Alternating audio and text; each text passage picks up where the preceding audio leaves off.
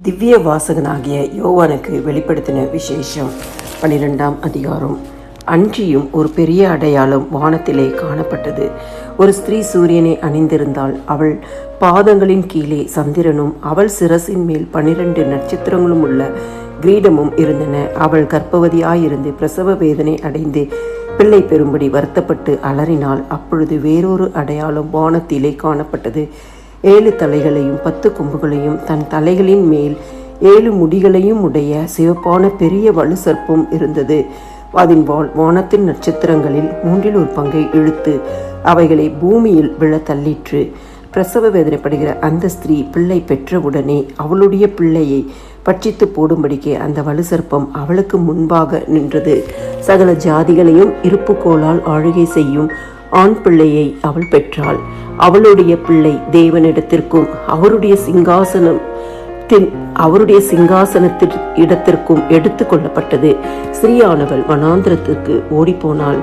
அங்கே 1160 நாளளவும் அவளை போஷிப்பதற்காக தேவனால் ஆயத்தமாக்கப்பட்ட இடம் அவளுக்கு உண்டாயிருந்தது. வானத்திலே யுத்தம் உண்டாயிற்று.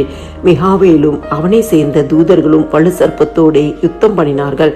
வலு சர்ப்பமும் அதை சேர்ந்த தூதரும் யுத்தம் பண்ணியும் ஜெயம் கொள்ளவில்லை. வானத்தில் அவர்கள் இருந்த இடமும் காணப்படாமற் போயிற்று. உலகம் அனைத்தையும் மோசம் போக்குகிற பிசாசு என்றும் சாத்தான் என்றும் சொல்லப்பட்ட பழைய பாம்பாகிய பெரிய வலு சர்ப்பம் தள்ளப்பட்டது. அது பூமியிலே விழ தள்ளப்பட்டது. அதனோடே கூட அதை சேர்ந்த தூதரும் தள்ளப்பட்டார்கள். அப்பொழுது வானத்திலே ஒரு பெரிய சத்தம் உண்டாகி, இப்பொழுது இரட்சிப்பும் வல்லமையும் நமது தேவனுடைய ராஜ்யமும் அவருடைய கிறிஸ்துவின் அதிகாரமும் உண்டாயிருக்கிறது. இரவும் பகலும் நம்முடைய தேவனுக்கு முன்பாக நம்முடைய சகோதரர் மேல் குற்றம் சுமத்தும் பொருட்டு அவர்கள் மேல் குற்றம் சாட்டுகிறவன் தள்ளப்பட்டு போனான்.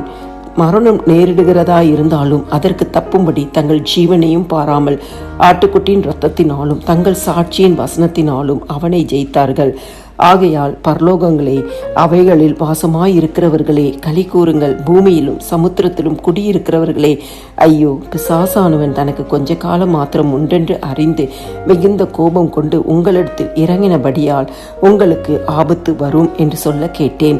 வலு சர்ப்பமானது தான் பூமியிலே தள்ளப்பட்டதை அறிந்து அந்த ஆண் பிள்ளையை பெற்ற ஸ்திரீயை துன்பப்படுத்தினது. ஸ்திரீயானவள் அந்த பாம்பின் முகத்திற்கு விலகி ஒரு காலங்களும் அரை காலமுமாக போஷிக்கப்படத்தக்கதாய் வனாந்திரத்தில் உள்ள தன் இடத்திற்கு பறந்து போகும்படி பெருங்கழுகின் 2 சிறகுகள் அவளுக்கு கொடுக்கப்பட்டது. அப்பொழுது அந்த ஸ்திரீயை வெள்ளம் கொண்டு போகும்படிக்கு பாம்பானது தன் வாயிலிருந்து ஒரு நதி போன்ற வெள்ளத்தை அவளுக்கு பின்னாக ஊற்றிவிட்டது.